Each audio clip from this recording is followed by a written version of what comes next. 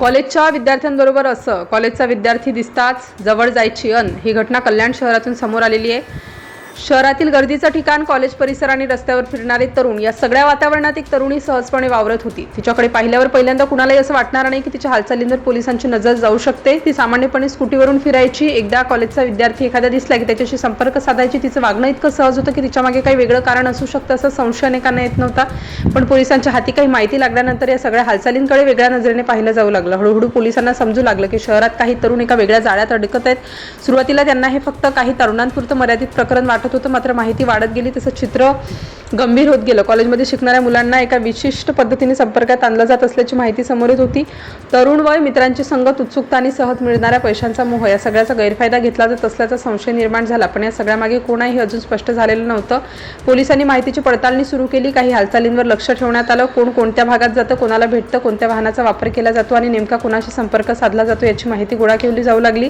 तपास जसा जसा पुढे जात होता तसतसं एका तरुणीचं नाव पोलिसांच्या समोर येऊ लागलं। मात्र तिच्याविषयी समोर येणारी माहिती ऐकून पोलिसांनाही प्रकरणाचं गांभीर्य जाणवू लागलं, कारण ही केवळ एखाद्या व्यक्तीची संशयास्पद हालचाल नव्हती, तर त्यामागे मोठं नेटवर्क असण्याची शक्यता निर्माण झाली होती। दरम्यान पोलिसांना एक महत्त्वाची माहिती मिळाली। एक तरुणी स्कूटीवरून काहीतरी घेऊन एका ठिकाणी येणार असल्याची माहिती मिळाली। वेळ आणि ठिकाण निश्चित होताच पोलिसांनी हालचाली सुरू केल्या। कल्याणमधील खडकपाडा परिसरावर विशेष लक्ष ठेवण्यात आलं। पोलिसांनी सापळा रचला। त्यावेळी पोलिसांच्या मनात एक प्रश्न होता, माहिती खरी ठरते का? कारण समोर येणारी व्यक्ती कोण आहे, तिच्याकडे नेमकं काय आहे आणि तिच्या मागे कोण आहेत हे सगळं अजूनही गूढ होतं। ठरलेल्या वेळेच्या आसपास एक स्कूटी त्या परिसरात येताना दिसली। पोलिसांची नजर तिच्यावर गेली। ती तरुणी स्कूटीवरून येत होती। बाहेरून पाहता सर्व काही अगदी सामान्य वाटत होतं, पण पोलिसांनी तिची हालचाल पाहताच तिला थांबवलं। काही क्षणांसाठी तिथे तणावाचं वातावरण निर्माण झालं। पोलिसांनी तिची चौकशी सुरू केली। ती कुठून आली, कुठे जाणार होती आणि स्कूटीमध्ये काय आहे याबाबत प्रश्न विचारण्यात आले। त्यानंतर पोलिसांनी तिच्या स्कूटीची तपासणी करण्याचा निर्णय घेतला। स्कूटीची तपासणी सुरू झाली आणि एका क्षणात पोलिसांच्या हाती अशी गोष्ट लागली ज्यामुळे संपूर्ण संशयाला बळ मिळालं। तपासणी दरम्यान पोलिसांना MD ड्रग्ज सापडलं। त्याची किंमत जवळपास 2 लाख रुपये असल्याचं पोलिसांनी सांगितलं। आता सुरुवातीपासून पोलिसांच्या मनात असलेला प्रश्न एक एक करून स्पष्ट होऊ लागले। कॉलेजच्या विद्यार्थ्यांशी संपर्क, सुटीवरून होणाऱ्या हालचाली आणि आता एवढ्या मोठ्या प्रमाणात सापडलेला ड्रग्ज, या सगळ्या गोष्टी एकमेकांशी जोडल्या जाऊ लागल्या। पोलिसांनी त्या तरुणीला ताब्यात घेतलं। चौकशी सुरू झाली। तिचं नाव फिजा इराणी असल्याचं समोर आलं, पण तपासाची खरी धक्कादायक बाजू अजूनही बाकी होती, कारण पोलिसांना चौकशी दरम्यान तिच्या आधीच्या कारवायांबाबत माहिती मिळाली। ही पहिलीच वेळ नव्हती की ती पोलिसांच्या ताब्यात आली होती। या आधीही तिच्यावर कारवाई झाल्याची माहिती समोर आली आणि या प्रकरणाचं गांभीर्य आणखी वाढलं। तपासात समोर आलेल्या माहितीनुसार फिजाला यापूर्वीही 3 वेळा अटक झाल्याचं सांगितलं जात आहे, म्हणजेच तिची चौथी अटक ठरली। एका तरुणीकडे इतक्या वेळा पोलिसांचं लक्ष का गेलं होतं हा प्रश्न आता अधिक गंभीर बनला होता।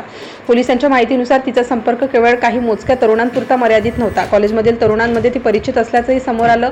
त्यामुळे तिच्या संपर्कात आले असलेल्या तरुणांची संख्या किती होती हा प्रश्नही पोलिसांसमोर होता। इथे त्या संपूर्ण प्रकरणाची सर्वात चिंताजनक बाजू समोर येते। कॉलेजमध्ये जाणाऱ्या तरुणांचं वय हे शिक्षण, करिअर आणि भविष्य घडवण्याचं असतं। अशा वयात जर एखाद्या चुकीच्या सवयीची सुरुवात झाली तर त्याचा परिणाम केवळ एका दिवसापुरता राहत नाही। पोलिसांच्या माहितीनुसार या तरुणीवर कॉलेजमधील विद्यार्थ्यांना MD ड्रग्ज पुरवल्याचा आरोप आहे। सुरुवातीला आकर्षण, मैत्री किंवा सहज संपर्कातून तरुणांना जवळ आणलं जायचं आणि त्यानंतर त्यांना ड्रग्जच्या आहारी लावलं जात असल्याचा पोलिसांचा दावा आहे। या प्रकरणाचा तपास पुढे गेला तसतसं आणखी महत्त्वाचं तथ्य समोर आलं। हे सगळं केवळ कल्याण शहरापुरतं मर्यादित नसल्याचं पोलिसांच्या तपासात आढळून आलं। कल्याण तालुक्यातील ग्रामीण भागातही MD ड्रग्जचा पुरवठा केला जात असल्याची माहिती समोर आली। म्हणजे शहरातील काही तरुणांपासून सुरू झालेली ही बाब आणखी मोठ्या परिसरापर्यंत पोहोचली असल्याचा पोलिसांचा संशय होता। त्यामुळे या प्रकरणामागे आणखी कोण कोण सहभागी आहेत याचा तपास सुरू झाला।